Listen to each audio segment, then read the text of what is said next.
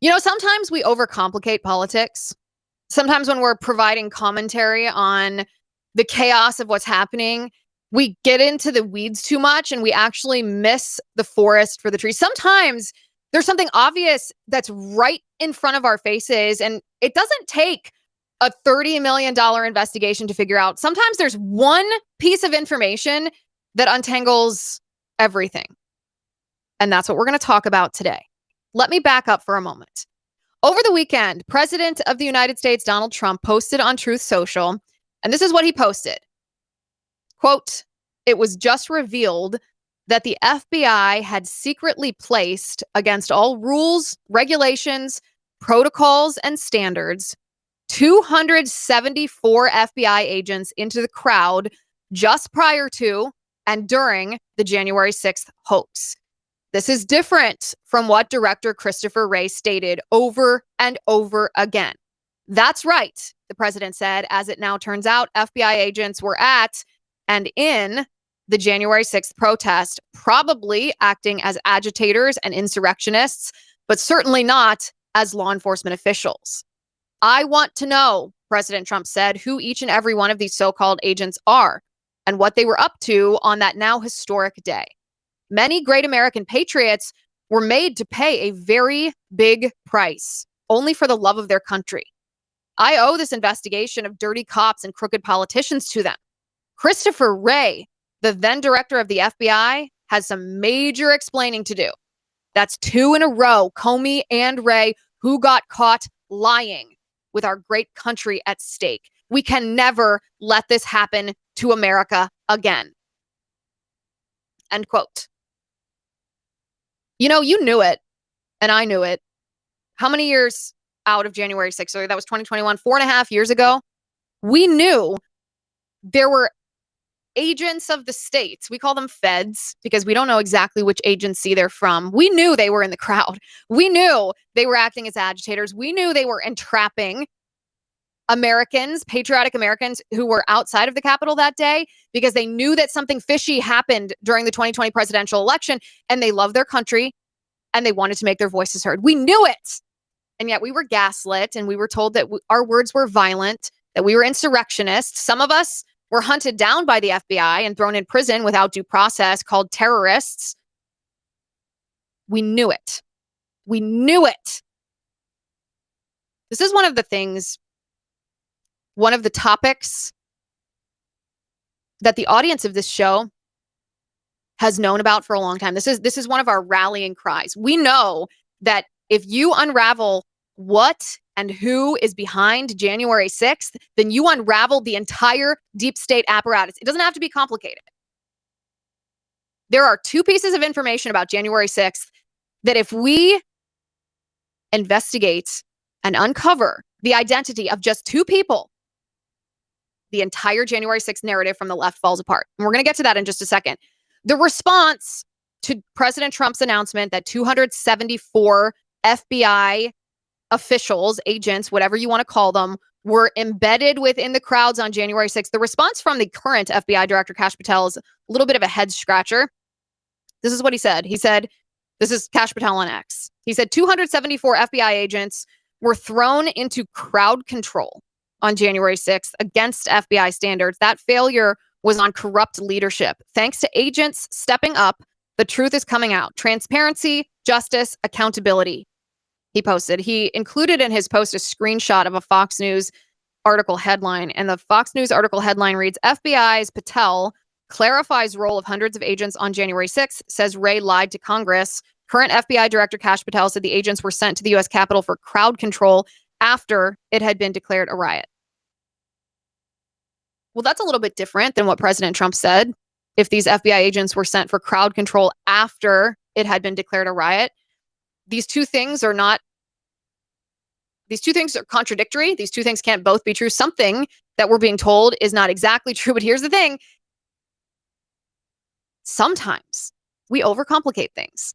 Sometimes the answer to the question that we're seeking that would unravel the entire deception of January 6th can be answered by one question. And I'm going to show you a picture right here on the screen. This is the January 6th gallows man. The January 6th gallows, you can see behind him, it looks like 2x4s nailed together with a makeshift noose. This was erected outside of the Capitol on January 6th, and it was this gallows that became the linchpin of the mainstream media narrative early on in the day on January 6th. In fact, I want to read you a headline from the New York Times that best encapsulates how the mainstream media used this apparatus that was built outside of the Capitol to vilify everyone who thought that something fishy had happened during the 2020 presidential elections. The New York Times headline, this is actually from June 16th, 2022. So this was not immediately after, but this is a perfect example of how the mainstream media used this. The headline is "The Meaning of the January 6th Gallows." And the subheadline says, "A gallows and noose built in front of the Capitol on January 6th, 2021 clearly conveyed a threat of physical violence."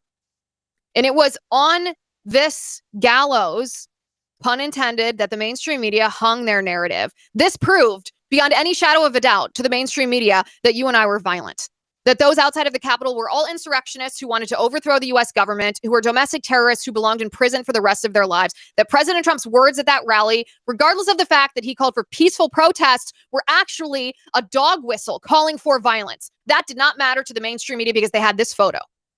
Gallows man. Gallows man and his 2x4s nailed together with this makeshift noose. It looks like rope from Home Depot. And this is what I want to say to you today. Why do we not know the identity of that man? How is it possible that we don't know the identity of that man? 4.5 years later, every other person besides one has been identified regarding any role whatsoever in January 6th. Grannies have been hunted down by FBI agents. People's homes, their backyards have been violated by federal law enforcement swatting their houses. But this man, we can't identify. I mean, for goodness sake, in, 30 hours, a grainy picture of Charlie Kirk's assassin was used to identify Tyler Robinson, identify who it was, Tyler Robinson, and they not only identified him, they found it. Are you telling me that in 4.5 years, nobody can identify this man? I'm sorry. I don't buy that. I don't believe it. Listen to me. There is somebody in this country who knows who the January 6th gallows man is. Probably more than one person. There's somebody who looked at that and said, "Oh, I recognize those boots." There's somebody who said, "Oh, I that looks an awful lot like a neighbor or a brother or a husband or a son or a coworker." There's somebody in this country who knows who gallows man is. And they're keeping quiet for a reason. They're keeping quiet because they want the identity of that man to be hidden. And yet, if the gallows that were erected outside of the Capitol on January 6th actually is as big of a deal as the mainstream media told you, then how on earth did the FBI and the Department of Justice not unmask, literally and figuratively, this man? How on earth is his identity still secret? Well, I think you know the answer to that as well as I do. The answer to that is, I would bet my bottom dollar that the person or the people who erected the gallows on January 6th, that wasn't you. That wasn't me. But I bet there are feds somewhere in DC, in some pub somewhere, after hours, chit-chatting. Oh, they know who that is. They recognize that man. You can wear all the baggy clothes in the world. You can wrap your face in a mask. You can put a hat on. You can wear sunglasses. You can't hide your identity from everyone. Someone knows who this man is. And the people who know who this man is don't want you to know. So you can overcomplicate the investigation into January 6th. You can make it, you can spend tens or even tens of millions of dollars on this investigation. You can impanel any kind of hearing. You can look through troves of documents, or you can figure out who that man is. Because once you figure out who the January 6th gallows man is, you've unraveled this entire deception. And there's one other person whose identity remains hidden to this day. And if you figure out the identity of this person, and many people speculate that the government knows who the January 6th pipe bomber is, you unravel the identity of that person, and you have unraveled the entire thing. The entire deep state plot against you on January 6th, 2021 is unraveled. And so ask yourself, 274 FBI agents embedded in the crowds on January 6th for crowd control, Kash Patel says. Well, we have with us today a journalist, a man who, in the practice of his journalism, was actually arrested for his so-called role in January 6th. The reason he's walking free today is thanks to President Trump. No thanks to the FBI, who wanted to criminalize his reporting. We have with us today a man who says that Kash Patel's response doesn't meet the smell test when Kash Patel claims that these FBI agents on January 6th embedded in the crowds were there for crowd control. We have with us Steve Baker right here from Blaze Media. Steve, good to see you. Liz, good to see you as well. All right, Steve, in response to Director Kash Patel's post on X in which he said these FBI agents were deployed to the crowds on January 6th for crowd control, this is your response. You said this is 1,000% BS. No one has had more time in the Capitol CCTV viewing room than me and my partner. We've never seen a single frame of video showing plainclothes FBI assisting uniformed law enforcement officers in either crowd control or protecting the Capitol. Steve, I find this very interesting. Explain to me exactly what you mean here. Well, I have to take a step back to Thursday when we were the ones that actually broke the story about the 274. I said 275 because that's what a Congress member told me. So we got it wrong by one agent. And of course, on X, you're going to get grief for that too. It's amazing how petty people can be.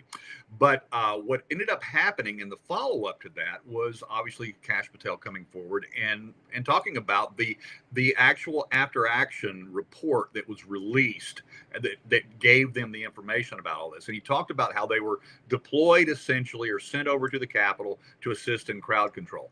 Well, okay, that's fine. That's what they were told. And the agents on the ground were told that they were supposed to go and do this as crowd control. The problem and Joe Hanneman from the Blaze and myself, who worked on this together, we've had more time in the Capitol CCTV viewing room than any other journalist on the planet.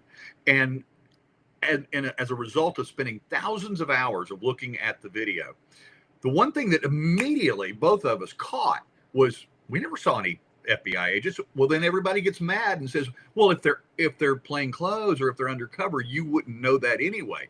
Well, okay. So you have to define and understand what plain clothes versus undercover versus uniformed FBI, because there's really not such a thing. I mean, when the FBI SWAT teams or their tactical groups go out, they look like military. They've got FBI emblazoned on their ballistic vests, that sort of thing. Sometimes when FBI show up at your door for a knock and talk, they might be wearing an FBI windbreaker or a jacket or a shirt.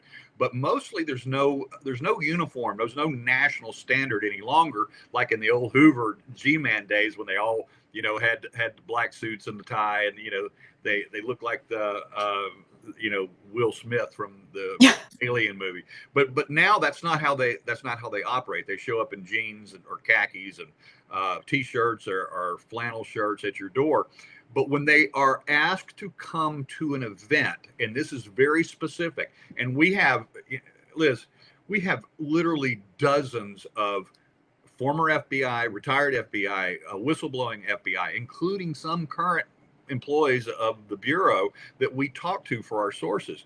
And when they told us how they would, and I called them immediately, how would you handle it if you were being deployed, or if you were called by the Washington field office and said, you're going to the Capitol for crowd control, there's a riot. First thing they do is they get their ballistic vests. They have their badge. Maybe it's hanging on a lanyard.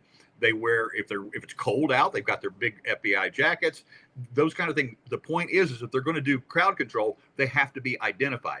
It's still kind of plain clothes. It's not a uniform like the uniformed Capitol Police and the uniformed Metropolitan Police. But this is more important. Let's say that they were absolutely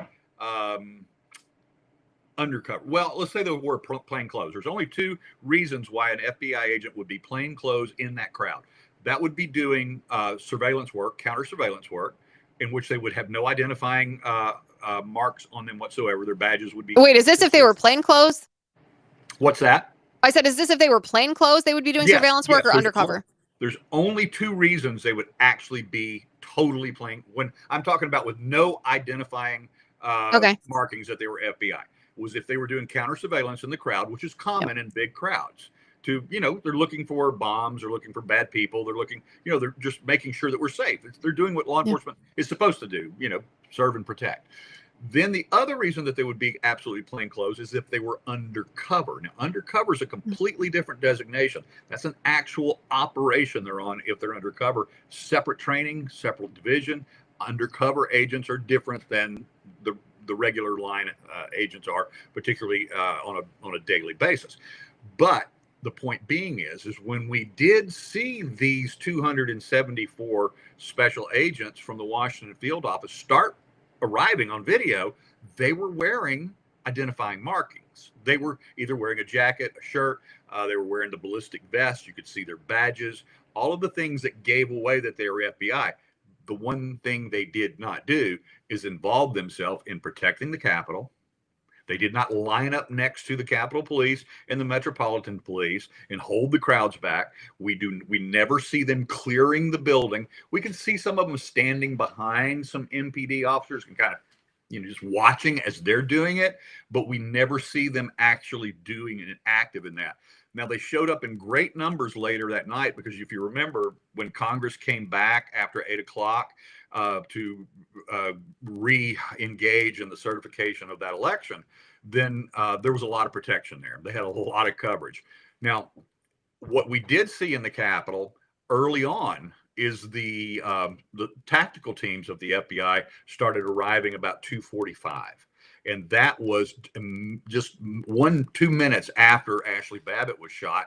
And the first time we see them, and interestingly, coincidentally, I saw it with my own eyes because I was standing right there.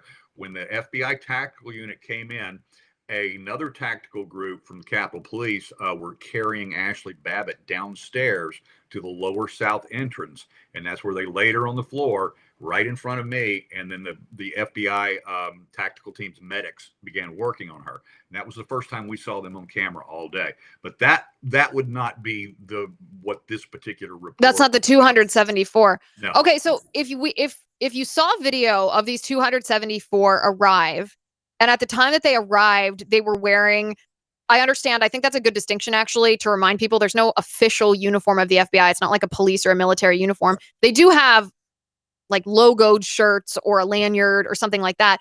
But if at the time of their arrival, they had identifying things on their apparel, where did they go? What did they do? Did they take off those identifying things? Did they mingle with the crowd wearing the identifying things? And if so, how come? I mean, I didn't see very many videos of people being like, that's a Fed, that's a Fed. And they would have, like, people would have noticed that if they had FBI logos on their clothes. Yeah, they did not mingle with the crowd. Now, that's not to say that there weren't other plainclothes officers in the crowd. Now, even though it wasn't described as a national security event, I think they call it an NSSE, even though that day was not declared one, and it should have been, by and large, and we learned this from the original select committee hearing testimonies, that they did not deploy their counter surveillance teams that day, which makes no sense whatsoever, Liz, given the size of that crowd and given how many people that the park police and others knew were coming. They track those things. They track how many people are arriving by airplane, how many hotel bookings there are, how many people are coming on trains and buses and all that. They knew that tens to hundreds of thousands of people were arriving that day, and they did not prepare for it. As a matter of fact, the surveillance teams were not on duty. Doesn't mean that they weren't there, though. Doesn't mean that there were not plainclothes people there. In fact, we know that they were. There have been several that identified. There were Trump supporting active duty FBI agents in the crowd, plainclothes. Yeah. And what we don't know is the various provocateurs, who they were. We have no evidence whatsoever that Ray Epps was a Fed. We have no evidence that he was FBI. He was most certainly an asset of somebody. Right, but yeah, like not necessarily the FBI is what you're saying, but like probably associated with what when we say feds, I'm not just talking about FBI. That's kind of my generalized term for anybody associated yeah. with the government. Well, and look, there's so many other agencies there. We also know that CIA was on the ground. They had their own bomb sniffing dogs on the ground. Judicial Watch revealed that in a FOIA dump that they put out several Yeah. months ago, about a year ago. We know that HSI, Homeland Security Investigations, we know that they were there. We know that U.S. Marshals were on the ground. We have on video actual Metropolitan PD undercover cops acting as provocateurs. Okay, so let me ask you this. Let me ask you this.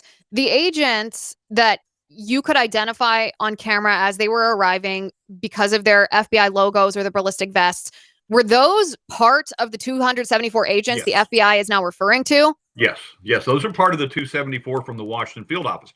But see, we don't know yet how many other agents from around the country. We have reason to believe that there were agents deployed there from different field offices around the country, not just in the capital region, but as far away as the West Coast. And the other thing, and this is the most important thing, Liz, that we're slowly beginning to pull this thread to our Blaze readership, is that honestly, I don't think this was an FBI operation. I believe that this was a DOD operation, and we believe we have the receipts to prove that. And we're beginning the process of slowly rolling that out. Oh my, which in a sense makes it even more scandalous. So your response to FBI Director Kash Patel's ex post, I just want to make sure that I'm clarifying here, is when you say it's 1,000% BS, you're saying that you knew who these 274 agents were because you observed them on camera. Patel is saying they engaged in crowd control, and you're saying you see zero evidence that they ever engaged in crowd control. We see absolutely not one single second of video from Capitol CCTV, but from the police body-worn cameras and from trial discovery cameras of the thousands of cell phones that were videos that were presented in the trials. I even have mainstream media journalists who covered hundreds of those trials have contacted me and agreed with me. Yep, Steve, we never saw it either in any of the videos in the trials that we covered. So what do you make of this then? Is Patel simply misspeaking? Is there some other scandal regarding what these FBI agents were actually doing, even though they were told to do crowd control, or it's being described as crowd control? Like, what's the scandal here? Well, one thing is for sure, that Kash Patel has not seen thousands of hours of January 6th video. He has people to do that for him, and not all the people that are doing that for him are good people. So, am I saying he's lying? Not necessarily. Am I saying he misspoke? Am I saying that he did not have the full truth? Yes, I am saying that, because the implication is that they were sent to do crowd control. Yes, they were ordered to go and assist in crowd control. The scandal is they never did. And if you talk to our FBI sources, again, retired FBI agents, whistleblowing FBI agents, they all said, no, these guys would have shown up, seen the violence, and hung out in the back somewhere and avoided it, because they're not trained for that. What do you think they were doing? They were first of all, most of them didn't get there till late. That's the other thing, is you think about this. The violence started at 12:52 p.m. on the west side at the barricade, the famous Ray Epps barricade breach right there, where he whispered in Ryan Samsel's ear, and 2 seconds later, Samsel attacks the barricade, knocks over the officer Carolyn Edwards. She concusses on a concrete step. That's the first blood drawn that day. And then it's, we're off to the races, and the riot begins. The riot was not officially called, I don't think, and Joe will probably correct me on this, but I don't think that Capitol Police called it an actual riot over their radio till sometime around 1:40. Then MPD announced that it was a riot, full riot, at 2:22. I think that's the right timeline. And then, of course, by then the building was already breached. The building was breached at 2:12, 2:13. So it was a fully engaged, attack, assault, riot, regardless of who started it. And were these 274 involved in any of the entrapment or the agitating? That's the thing that we don't know. There's no evidence that they were. We never saw anybody wearing FBI, paraphernalia that were involved in any kind of provocative actions. Those types of people, and there were, Liz, there were paid professional agents provocateur in that crowd. What we don't yet know fully is who was paying them and who they were working for. Now, we released a story back in March, Joe and I did, talking about Nancy Pelosi's fixer, a guy by the name of Aaron Black, who is a professional riot starter. This is what this guy has done for a living for the DNC, going all the way back to Occupy Wall Street. This is what he does. Our sources tell us that Aaron himself had as many as 50 paid provocateurs in the crowd that day. Oh, well, if we could find out who was funding that. When you say you don't see any evidence that Ray Epps was an FBI asset or associated with the FBI, do you have any idea who he was associated with? No, we don't. I mean, look, he has a military background. He was a retired Marine. He was also he was a former Oath Keeper. He was the president of the Arizona chapter of the Oath Keepers way back in 2015 or something like that. But or earlier. But he was a clearly acting as a provocateur, and then the DOJ gave it all away with the slap on his wrist. I mean, people that behaved far less provocative and did far less actions than he did got far worse sentences, and he didn't even have to show up to DC for his hearing. He did a Zoom hearing. He got a little 6-month probationary slap on the wrist, a $500 fine, and he gets the right. Unreal. They literally think we're stupid. They think that they can insult us to our face. Okay, last question, because I know you're running out of time here. This is a pretty big thing that you're revealing when you say the FBI might not have been the instigator. And listen, we've heard okay, there's other agencies, whether it's the CIA, maybe the ATF involved. The DOD is not an agency that's been discussed to the extent like the FBI or the ATF has. Who on earth would be behind that? I think we're gonna find out that there was a coalition of generals that were opposed to the Trump administration. It's the same generals who denied the deployment of the National Guard that day. We've done stories here on the Blaze about that. Anybody can go look up our stories on the Blaze about the deployment of the National Guard. One of our sources, we interviewed him. I did a long form interview with him, was former Assistant Secretary of the Army, Casey Wardensky. He was on the phone call with the General Milley sycophants, the lower 3- and 4-star generals who denied the deployment of the National Guard that day at the Capitol, with the National Guard Commander General on the same Zoom call with them, saying, "We're ready. We're in the buses already. Send us." And they said, "No, we don't like the optics." That's where that phrase came from. We don't like the optics. It got filtered. That phrase that call was made to Nancy Pelosi's Sergeant at Arms over the House of Representatives, Paul Irving. He reported back, "Yeah, we don't like the optics." And then that's where that phrase came from and why they did not deploy the National Guard that day. Goodness. And do you have any idea the identity of the January 6th gallows man? No, we don't. That's something that I think we're going to find out, though. I mean, this is something that the FBI probably already knows. I believe the FBI. You think? Yeah, I think the FBI already knows who that is. I think the FBI already knows who the bomber is, and the alleged pipe bomber, which of course, were 2 inert training devices. They were not real bombs, by the way. Right. And so there are things coming that we're going to learn about very, very quickly. And you think he was associated with the Fed, though, not like a regular American there protesting the 2020 election? I think that when we find out who did these little types of things, it's embarrassing to certain federal agencies, and they have to work out amongst themselves who's going to take the hit for these things when these truths are revealed. Yeah. And it's not always going to be a Democrat, yo. No. That's the thing. It's the uniparty. The uniparty is not just Democrats. Swamp creatures can come with all kinds of party initials beyond their name. Listen, Steve, I could talk to you all day about this stuff. I know you have to go, so I appreciate you. I appreciate you letting me. We should. I want to talk more about the DoD stuff. So thank you for being here. Thank you so much. This is fascinating information, especially given what President Trump posted on Truth Social over the weekend. Listen, guys, mark my words. There's a lot of complicated reporting that happens about January 6th, and it's necessary and it's good. Steve is at the forefront of this. But if we can answer two questions, this whole thing unravels. And one of those questions is the identity of the gallows man. The other question is the identity of the pipe bomber. Start there, and you have proven to the American people that this was a Fedsurrection, which is what we have been saying for a long time. Dead on. Thanks, Liz.